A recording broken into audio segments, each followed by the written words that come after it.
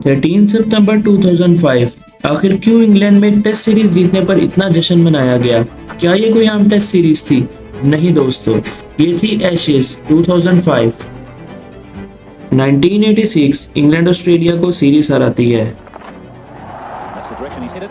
Straight to Gladstone Small, who takes a very comfortable catch. So the Ashes are retained by England. उसके 17 साल बाद तक Australia dominate रही और Ashes जीतती रही। Got him, knocked him over the full pitch. So Stephen Warren has gone outside. They wrap up the Ashes.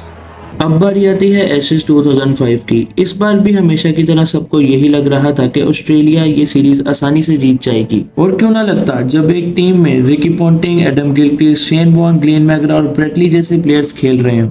ऐसी team के सामने कोई भी टीम अपने घुटने टेकने पर मजबूर हो जाती है, लेकिन इंग्लैंड के कप्तान माइकल वॉन का कहना था कि हम इन्हें हरा सकते हैं। पहला टेस्ट मैच इंग्लैंड के मारूफ क्रिकेट स्टेडियम लॉर्ड्स में खेला गया, जिसमें इंग्लिश कप्तान ने टॉस जीतकर बॉलिंग का फैसला किया। इंग्लैंड पेसर स्टीव हार्मिसन ने आते साथ ही ऑस्ट्रेलियावी बल्लेबाजों की कमर तोड़कर रख दी और शानदार बॉलिंग करवाकर 5 विकेट आउट लेकर ऑस्ट्रेलिया की टीम को 190 रन पर ढेर कर दिया।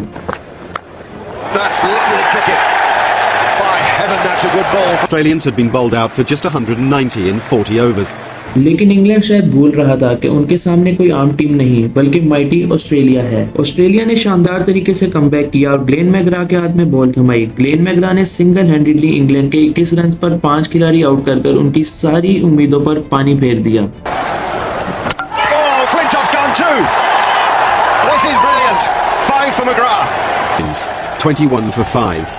McGrath's केविन पीटरसन की शानदार पारी की बदौलत इंग्लैंड 155 रन तक पहुंच सकी। सेकंड इनिंग्स में ऑस्ट्रेलिया ने फिर से कमबैक किया और माइकल क्लार्क की 91, डैनियल मार्टिन की 67 और रिकी पॉन्टिंग और साइमन केज की शानदार पारी की बदौलत इंग्लैंड की टीम को फाइनल इनिंग्स के लिए 420 रन का टारगेट दिया। और सबको पता था कि ऑस्ट्रेलिया के इस बॉलिंग अटैक के सामने इतना बड़ा टोटल चेस करना इम्पॉसिबल है, और वही हुआ। ऑस्ट्रेलिया ने इंग्लैंड को 180 रन पर ऑल आउट कर पहला टेस्ट मैच अपने नाम कर लिया। McGrath has picked up another wicket, 4 each for McGrath and Warren. The Australians have won this opening test match. सबके जहन में एक ही सवाल था,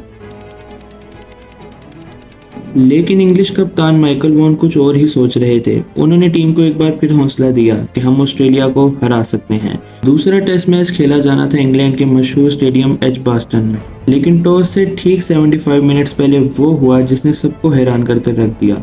ऑस्ट्रेलिया के main bowler Glenn McGrath injured होकर दूसरे टेस्ट मैच से बाहर हो गए। in the warm-up. He's out of the match. जिससे इंग्लैंड की टीम और कॉन्फिडेंट हो गई। ऑस्ट्रेलियावी कप्तान रिकी पॉन्टिंग ने टॉस जीतकर फील्डिंग का फैसला किया, लेकिन ग्लेन मैकग्रा के ना होने की वजह से ऑस्ट्रेलिया को भारी नुकसान उठाना पड़ा। इंग्लैंड के बल्लेबाजों ने इसे खूब फायदा उठाया और बोर्ड पर 407 रन का भारी टोटल लगा दिया। पहली इनिंग्स में ऑस्ट्रेलिया की टीम बैटिंग करने के लिए आती है और कप्तान रिकी पॉन्टिंग की शानदार 50 की बदौलत ऑस्ट्रेलिया की टीम 308 रन पर ऑल आउट हो जाती है। Australia 308 all out. इंग्लैंड की टीम मजीद कॉन्फिडेंट हो जाती है क्योंकि वो 99 रन की लीड से बैटिंग करने आते हैं, लेकिन इस बार ग्लेन मैकग्रा की कमी ब्रेट ली और शेन वॉर्न बिल्कुल महसूस नहीं होने देते और शेन वॉर्न 6 विकेटें लेकर और ब्रेट ली 4 विकेट्स लेकर इंग्लैंड की बैटिंग लाइनअप को तबाह कर रख देते हैं। Absolutely brilliant from Shane Warne.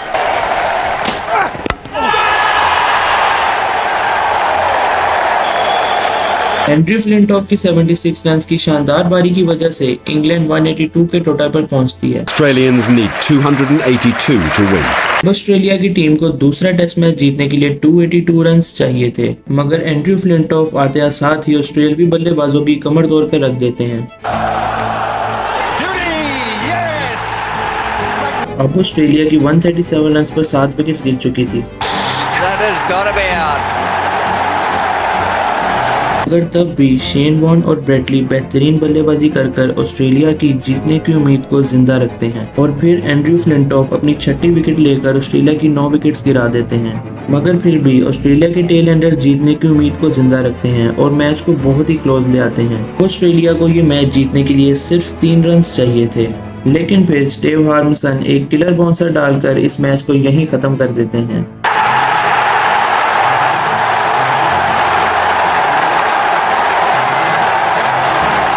उसके बाद एंड्रयू फ्लिंटॉफ ब्रेटली को दिलासा देने आते हैं और यही एशेज की मेमोरेबल मोमेंट बन जाती है। दोस्तों अब ये सीरीज 1-1 से ड्रा हो चुकी थी। तीसरा टेस्ट मैच खेला जाना था इंग्लैंड के स्टेडियम ओल्ड ट्रैफर्ड में। ग्लेन मैकग्रा वापस आ चुके थे, जिससे ऑस्ट्रेलिया का बॉलिंग लाइनअप और खतरनाक हो गया था। तीसरे मैच का टॉस जीतकर इंग्लिश कप्तान माइकल वॉन बैटिंग करने का फैसला करते हैं और इंग्लैंड की टीम बैटिंग करने आ जाती है। यही वो मैच है जिसमें द ग्रेट शेन वॉन अपनी 600 टेस्ट विकेट्स पूरी करते हैं। इंग्लिश कप्तान माइकल वॉन बैटिंग को खुद लीड करते हैं और 166 रन की शानदार बारी लगाकर इंग्लैंड के स्कोर को 444 तक पहुंचा देते हैं। Michael Vaughan went on to make 166, his fourth Ashes 100. Half centuries for Trescothick and Bell. England 444 all out. England के पेसर साइमन जॉन्स 6 विकेट्स हार लेते हैं और ऑस्ट्रेलिया के बल्लेबाजों को एक-एक कर वापस पेविलियन पहुंचा देते हैं। लेकिन एक बार फिर शेन वॉर्न 90 रन की शानदार इनिंग्स खेलकर टीम के टोटल को 302 तक पहुंचा देते हैं। Vaughan was eventually out for 90. Australia 302. England की बैटिंग में सर एंड्रयू स्ट्रॉस इंजरी के बावजूद 106 रन की शानदार बारी खेलते हैं और सबको हैरान करके रख देते हैं। He smashed that away. This is it. That's it. He smashed it away to mid-wicket.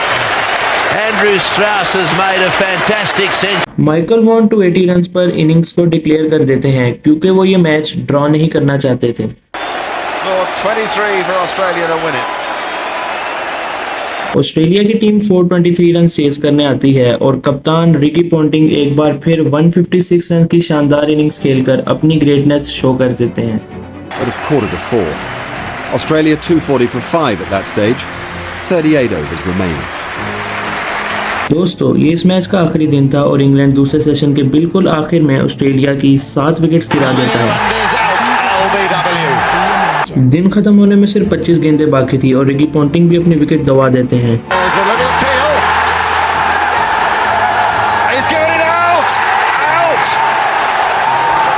Australia के टेल एंडर्स एक बार फिर से मैच को बहुत क्लोज ले आते हैं और अब दिन खत्म होने में सिर्फ 3 गेंदें बाकी थी और इंग्लैंड को 1 विकेट चाहिए थी, मगर ब्रेटली शानदार तरीके से 3 बॉल्स डिफेंड कर ये मैच ड्रॉ कर देते हैं। Redemption from Edgbaston. An amazing performance by Australia to back through the day. दोस्तों अब ये सीरीज मजीद कॉम्प्लिकेटेड हो गई थी क्योंकि दोनों टीम्स एक मैच जीत चुकी थी। चौथा टेस्ट मैच खेला जाना था इंग्लैंड के स्टेडियम ट्रेंट ब्रिज में, लेकिन एक और बुरी खबर थी कि ग्लेन मैकग्रा एक बार फिर इंजरी के बायस बाहर हो गए और इस बार शॉन टेट अपना डेब्यू करते हैं। इंग्लिश कप्तान माइकल वॉन टॉस जीतकर बल्लेबाजी का फैसला करते हैं, लेकिन ऑस्ट्रेलिया की टीम की मैच हारने के बावजूद वही सेम कॉन्फिडेंट बॉडी लैंग्वेज नजर आती है। इंग्लैंड के बल्लेबाज ऑस्ट्रेलिया के बॉलर्स की खूब धुलाई करते हैं, लेकिन शॉन टेट ग्लेन मैकग्रा की बिल्कुल भी कमी महसूस नहीं होने देते और वो अपने डेब्यू मैच में ही 3 विकेट्स हासिल कर लेते हैं। मगर हमेशा की तरह एंड्रयू फ्लिंटॉफ इंपॉर्टेंट मौके पर एक और सेंचुरी लगाकर इंग्लैंड के स्कोर को 477 तक ले जाते हैं। First 100 against Australia, the 5th of his Test career. England 477 all out. Australia की बैटिंग में साइमन जॉन्स एक बार फिर 5 विकेट्स और लेते हैं और ऑस्ट्रेलियाई बल्लेबाजों को हिलने भी नहीं देते। इंग्लैंड पेसर्स ऑस्ट्रेलिया को आधी ट्रेल भी मुकम्मल नहीं करने देते और इस तरह ऑस्ट्रेलिया पर फॉलो ऑन लग जाता है।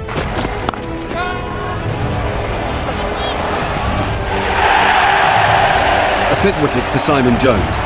England's lead 259.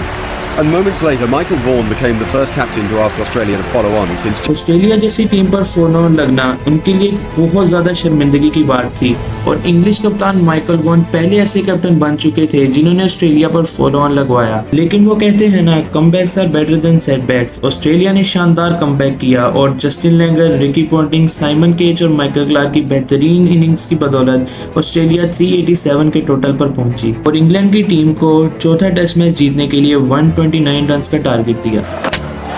The final Australian wicket fell to one of the worst shots in Ashes history, but they had at least set England a target.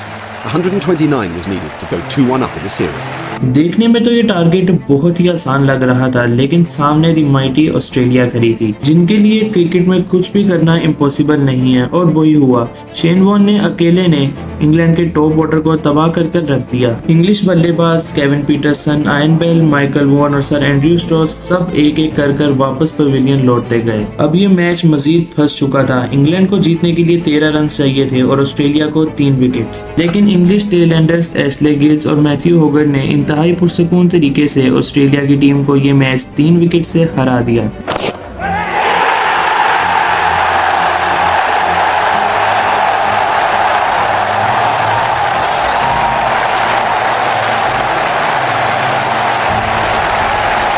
अब इंग्लैंड की टीम को इस सीरीज में 2-1 से बढ़तरी हासिल थी, लेकिन अब भी सबका एक ही सवाल था।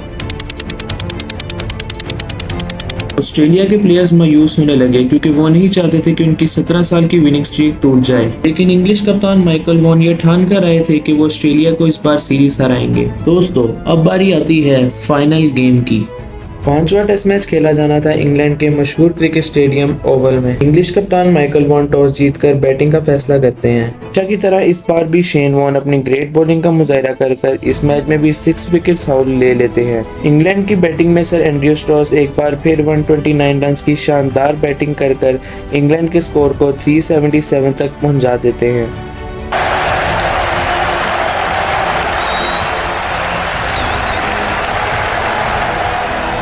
Strauss went on to make 129, putting on 143 for the 5th wicket. Australia के ओपनर्स जस्टिन लैंगर और मैथ्यू हेडन बहुत अच्छा स्टार्ट देते हैं, लेकिन बारिश की वजह से मैच को रोक दिया जाता है। डे 4 के आगाज में जस्टिन लैंगर और मैथ्यू हेडन बेहतरीन बल्लेबाजी का मुजाहिरा कर दोनों प्लेयर्स सेंचुरीज लगा देते हैं। मगर फिर वही बात, एंड्रयू फ्लिंटॉफ एक बार फिर इंग्लैंड के मुश्किल वक्त पर काम आते हैं और इस इनिंग्स में भी 5 विकेट्स और लेकर मैच का सारा पासा पलट देते हैं। Last night with the pace and bounce. Must be LBW, surely. Yep, it's a slow death from Rooney Gibson, but it is a death. 5 for 78 from 34 overs. Hogarth 4 for 97. Shane Warne फिर से innings के आगाज में wickets लेना शुरू कर देते हैं, लेकिन इस तरह डे 4 भी स्टंप हो जाता है। The English fans were rain dancing. The Aussies were saying, nah, this is good enough for Bond. Australia के प्लेयर्स मजीद परेशान हो रहे थे क्योंकि ये मैच ड्रॉ होने की तरफ जा रहा था। दोस्तों, अब बारी आती है फाइनल डे की, जिसमें इंग्लैंड की टीम को सिर्फ आराम से 98 ओवर्स बैटिंग करनी थी और इंग्लैंड ने वही किया। इंग्लैंड के बल्लेबाजों ने पुरसकून तरीके से पूरा दिन आराम से खेला, लेकिन दोस्तों सामने कोई आम टीम नहीं थी बल्कि ऑस्ट्रेलिया थी। ऑस्ट्रेलिया ने इंग्लैंड के 55 ओवर्स में 7 खिलाड़ी आउट कर दिए, लेकिन केविन पीटरसन ने इस मौके पर 158 रन की ऐसी सर्वाइवल इनिंग्स खेली जिसे 21 साल बाद तक आज भी कोई भूल नहीं पाया।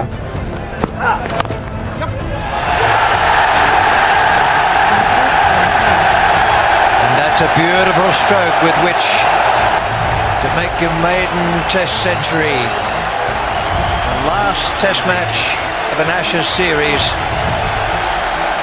दोस्तों, केविन पीटरसन उस वक्त आउट होते हैं जब तकरीबन पूरा दिन खत्म हो चुका होता है और इसी इनिंग्स की बदौलत इंग्लैंड ये 5वां टेस्ट मैच ड्रॉ कर ऐसी सीरीज अपने नाम कर लेता है। जी हाँ दोस्तों, इंग्लैंड फाइनली 17 साल बाद एशेज जीत जाता है।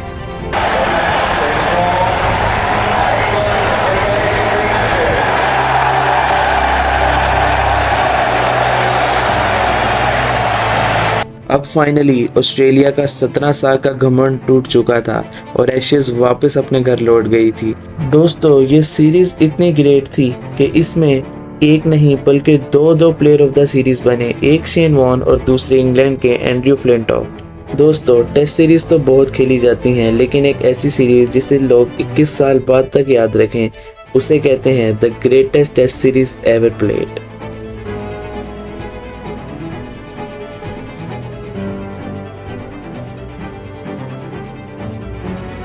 Music licensing reimagined.